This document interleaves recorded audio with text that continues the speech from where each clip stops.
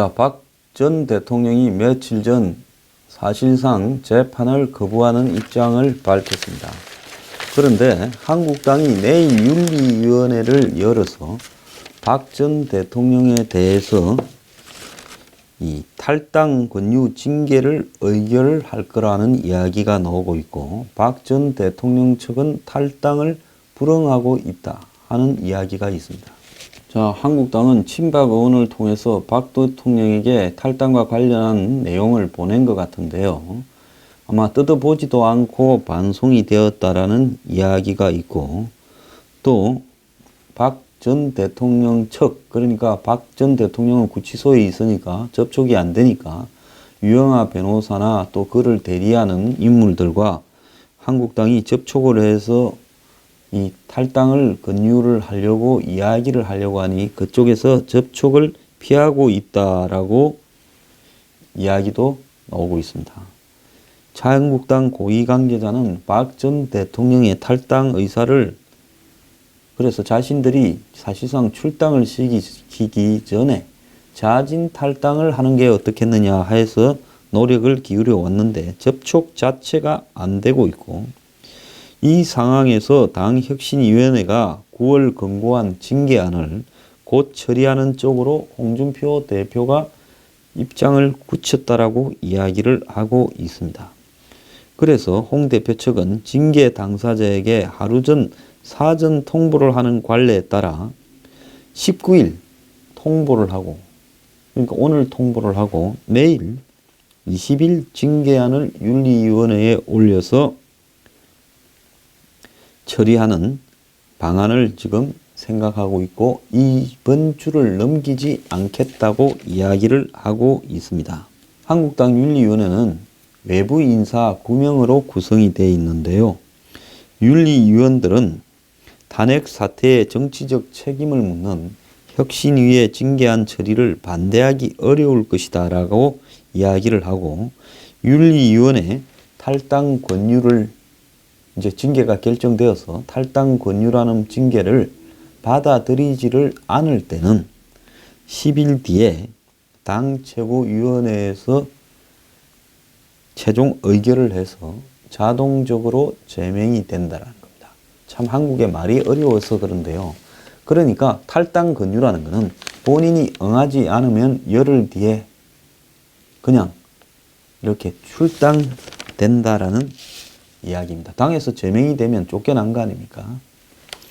그래서 이 경우에는 박 전 대통령이 당에서 제명된 첫 대통령이 된다라는 이야기가 있습니다.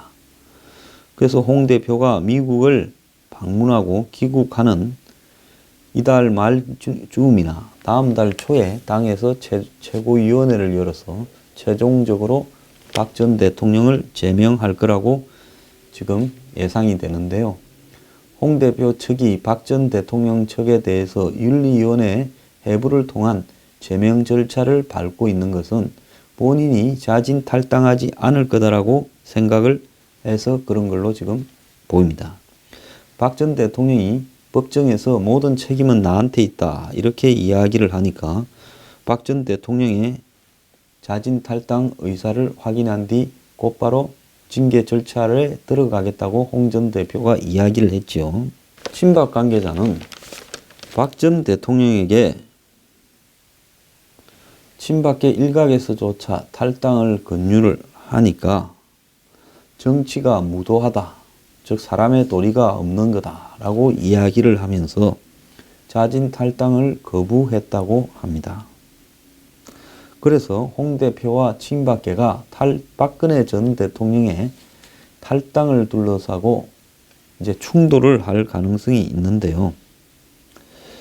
자, 이에 한술 더 떠서 이 당에서는 이 기회에 최경환과 서청원, 친박의 양대 보스 두 사람도 같이 징계하자라는 쪽으로 지금 이야기가 나오고 있습니다. 그러면 이 사람들은 현역 의원인데 현역 의원을 이렇게 징계하는 것은 결국은 제명인데, 그럼 현역 의원을 당에서 제명을 하려면 국회의원 3분의 2의 찬성을 받아야 되는데 현재 홍 대표가 이 서청원, 최경환 두 사람을 제명하기 위해서 국회의원 3분의 2의 동의를 받을 수 있겠느냐, 이 부분이 의문입니다.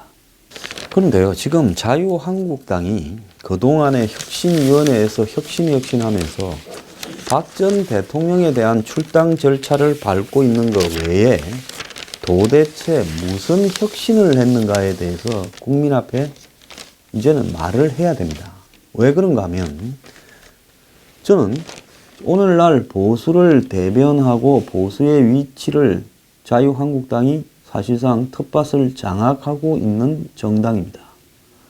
사실상 보수 성향을 띈 국민들 중에서 다수는 자유한국당이 하는 태도가 매우 못마땅하고 저런 사람들이 사실상 보수를 가장한 기득권, 웰빙족들에 불과한데 저 사람들이 보수를 갖다가 대표한다면서 국회의원 자리들을 다 차지해 있고 이제는 바른정당의 일부까지 흡수 통합을 해서 다시 이제 보수 통일을 이루는 이런 상황에서 자, 저 사람들이 과연 보수를 대변할 자격이 있는가? 또 현재 문재인 정권의 지금 폭주에 대해서 경제나 안보나 각종 적폐청산을 둘러싼 폭주에 대해서 제대로 투쟁하지도 못하고 있고 브레이크도 걸지 못하고 있고 또 대선과 총선과 연이은 선거 패배를 하면서도 당에 제대로 된 혁신을 하려고 하는 의지도 보이고 있지 않다. 지금 유석춘 혁신위원장이 이끌고 있는 저 혁신위가 지난 대선에서 24%에 그친 저 당에 무슨 혁신의 기운을 가져왔는가, 이런 부분을 따져볼 때요, 지금 왜 국민들이 왜 20대부터 40대 요즘은 50대 중반까지 자유한국당을 외면하는가?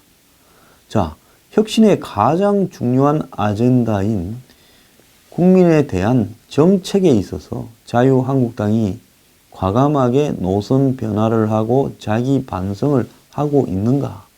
오늘날 자유한국당이 이 꼴이 된 데는, 박근혜 정부가 망해버린 데는 박 전 대통령과 친박 몇 사람만의 책임인가? 저는 박 전 대통령이나 친박 핵심들이라는 사람들을 좋아하지는 않지만은 그들만의 책임인가, 이런 입장에서 봤을 때요, 당신들은 그러면 어떤 책임을 져야 되는가? 너희들 중에 죄 없는 자가 돌을 던져라 했을 때 과연 돌을 던질 만한 죄 없는 자가 현재 자유한국당의 지도부나 의원들 중에 있는가? 저는 없다고 보고 있습니다. 그야말로 다 그냥 이리저리 칡넝쿨처럼 얽혀서 좋은 게 좋다면서 박 전 대통령이 힘이 있을 때는 말 한마디 하지 않고 그 중에 3인방 물러가라고, 우병우 물러가라고, 정윤회나 최순실이 문제 있다고 지적한 사람 한 명이라도 있습니까? 하나도 없잖아요. 그 중에 중국의 천안문 막루에 박 전 대통령이 열병식 올라가면 안 된다고 친중 정책을 철회하라고, 그리고 일본과 괜히 무슨 위안분이 좌파가 설정해 놓은 아젠다에 걸려서 계속 티격태격하면서 가서는 안 된다고, 그리고 미국과 저렇게 사드를 가지고 시간을 끌면서 눈치 보기를 해서는 안 된다고 말한 사람 있습니까? 세월호 관련해서 정관계 고위층 비리를 과감하게 척결해야 박 정권이 산다고 말한 사람 한 명이라도 있습니까? 박 정권의 비리 척결이 저리 빌빌 싸고 있는데 이런 식으로 툭 하면 부패 척결 이야기하면서 부패 척결을 제대로 하지 못하고 있는 거, 더 나아가서 박 전의 정부의 부동산 정책이 저런 식으로 돈이나 풀어서 집 사라고 하다가 또 어느 날은 대출을 제한하는 쪽으로 180도 선회하고 뉴스테이에 살아라고 이야기하는 부분이 저게 말이 안 된다고 말한 사람이 있습니까? 한 명도 보지 못했습니다. 똑같은 인간들이에요.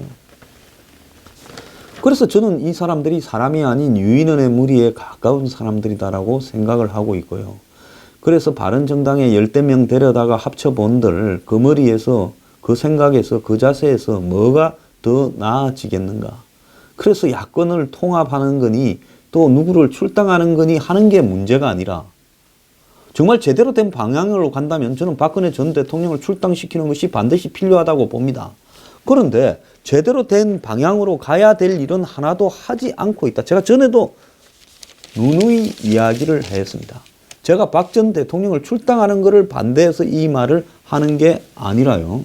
당신들은 희생양을 하나 잡아서 그냥 인당수 바다에 심청이처럼 던져버리고 당신들은 난파하지 않고 그냥 빠져나가겠다, 도망가겠다 하는 이야기입니다. 지금 한국당이 지방선거를 앞두고 인물난에 허덕이면서 낮은 당 지지율로 당선 가능성이 낮다 보니 수도권과 중부권은 물론 텃밭인 영남권조차도 인물기근 현상을 보이고 있다라는 지금 이야기가 나옵니다. 자, 그래서 황교안 전 총리가 서울시장 나오니 어쩌다가 최근에는 싸그리 들어가 버렸고, 그건 또 홍 대표가 불쾌해서 반대하는 모양입니다. 그리고 경기도지사 같은 경우에도 홍문종 원유철 이야기가 나오는데 서울시장은 홍정욱 나경원 이야기가 나오고, 이런 사람들로 이길 수 있다? 백전백패할 거라고 저는 보고 있고 당사자들도 아마 안 나갈 거라고 보고 있습니다. 충청도 중부권에 있어서도 충북도지사 후보가 없다고 충북도지사를 했던 정우택 원내대표가 이야기를 하고 있고, 그리고 충남 같은 경우에도 지금 마땅한 후보가 없고 경북에서만 좀 바글바글한 모양이고요. 부산하고 경남도 인물난이라고 합니다. 부산에는 서병수 시장이 친박으로 계속 하려고 하니까 이제 홍준표 대표가 못마땅해서 티격태격하고 있고, 경남에는 지금 할 만한 사람이 제대로 없는 실정이다라고 이야기를 하고 있습니다. 자, 당내에 후보군조차도 만들지 못할 정도로 당의 지지율이 헤매고 있으면 지금 홍 대표가 대표가 된 지가 지금 몇 달입니까? 그러면 홍 대표가 자기가 대표가 된 이후에 저렇게 바닥을 기고 있는 당 지지율에 대해서 자신은 책임이 없습니까? 자, 문재인 대통령 지지율 올라간다고 추석 전으로 그렇게 난리치더만은 이번 주에는 미세하게 하락을 했습니다. 계속 내려가게 돼 있습니다. 아무리 쇼통을 해도 내려가는 것은 이렇게 기정사실인데요. 그런데 한국당의 지지율은 여전히 15에서 20 사이에 왔다 갔다 하고 있습니다. 자, 이 한국당이 내년 지자체 선거에서 현재 들어오면 참패가 거의 확실합니다. 문 대통령이 아무리 잘 못하는 여부하고 관계없이 한국당이 이길 것 같지는 않다라는 것이 현재의 시각입니다. 최근에 이 한국당의 모습을 보면 다른 보수 정당들보다도 더 우려스러운 일이 지금 보이고 있어요. 뭔가 하면 수구 기득권의 입장을 반영하면서 다수의 서민 보수의 입장을 외면하는 쪽의 경향이 더 강해지고 있다. 그리고 한국당이 내놓는 성명이나 한국당이 내놓는 국회 활동이나 이런 부분 속에서도 다수의 서민들이 겪고 있는 부분에 대한 애정이나 노력이, 그들의 삶을 개선시키려고 하는 노력이 보이지 않고요. 지금 문재인 밑에서 고생하고 있는 체벌들의 이해를 반영하려고 하는 부분은 확연하게 눈에 보입니다. 그걸 반영하는 게 잘못됐다라는 게 아니라 대기업의 이해를 언급하기 전에 한국당은 정말로 골목에서 열심히 장사하면서 박봉에 열심히 직장에 다니는 우리 서민 중산층의 입장을 대변하는 그런 노력들을 더 열심히, 정말로 열심히 해야 될 건데요. 그런 노력을 하지 않습니다. 박 전 대통령이 아무리 최순실이나 3인방과 문제가 있다 하더라도 박 전 대통령이 서민의 삶을 개선시키고 경제를 좋게 만들어 놨다 하면 촛불에 저렇게 사람들이 나가고 탄핵되는 일이 있었겠습니까? 자, 근본적인 부분은 대중의 삶에 무심하다라는 어떤 부분이 지금 박 전 대통령뿐만 아니라 새누리당에 집중되면서 저렇게 정치에 무관한 사람조차도 합류를 해서 저런 일들이 생겼는데 한국당은요 진짜 반성을 하지 않습니다. 솔직히 말하면 패배 진단을 제대로 해야 거기서 이 반성이 나올 거고 반성이 있은 다음에 새로운 노선을 이렇게 밝히면서 표를 제대로 얻으려고 하는 노력이 될 수 있을 건데 그런 게 없다 보니까 거의 홍준표 머리에 들어있는 시각이나 그리고 그와 유사한 그보다 더 수구적인 유석춘 위원장의 머리에 들어있는 생각 그리고 당의 다수는 보수에서 지금 지난 작년 탄핵 사태 이후에 주로 소리를 내는 사람들은 목소리가 큰 극우적인 사람들의 목소리가 지금 한국당 주변을 지배하고 있습니다. 왜? 지금 정권을 잃고 탄핵당하고 전직 대통령이 구치소에 가고 이런 상황에서 대선에 참패하고 이런 상황에서 이렇게 강경한 소리를 내는 사람들만 당 주변에 남아있죠. 그래서 이런 사람들의 시각과 수준이 지금 한국당에 반영이 되어서 한국당은 자기들만의 섬에 갇혀서 종북 척결을 외치고 기득권을 이렇게 수호하던 그런 시각에서 한치도 앞에 가지 못하고 있고 문재인 정권이 과연 서민들을 위한 정권인가 그게 아니다라는 부분을 뭐 의료보험 문제라든지 그 다음에 정규직 문제라든지 더 나아가서 소득주도 성장 문제라든지 최저임금 문제라든지 탈원전 문제 이런 걸 가지고 제대로 이슈화해서 또 가장 중요한 안보 문제에서 이 정권이 얼마나 잘못 가느냐 하는 부분을 지금 어제 제가 강연을 해보니까 국민 다수가 기분 나빠서 못 살겠다는 그 분노를 조직화해 해서 터뜨릴 줄 전혀 모른다는 겁니다. 할 생각도 없어요. 괜히 정권 초에 서슬이 퍼렇고 칼날이 이러저리 날아다니는데 내가 나서서 베이지 않겠다라는 이야기만 하고 있는 겁니다. 자, 이런 상황에서 뭐가 되겠습니까? 저는 안 된다고 봅니다. 아무것도요. 자, 그렇다면 결국은 박 전 대통령 하나 처리하고 뭔가가 새로운 정치를 가겠다는데 그들은 그러면 새로울 자격이 있는가? 저는 전혀 새로울 자격이 없다라고 생각을 합니다. 그렇기 때문에 보수가 암담한 겁니다. 저는 문 정권이 언젠가는 사그러들 건데 보수가 잘해서 보수 정당이 잘해서 문 정권이 사그러드는 게 아니라 그냥 스스로 사그러들 거라 이런 생각을 하고 있습니다.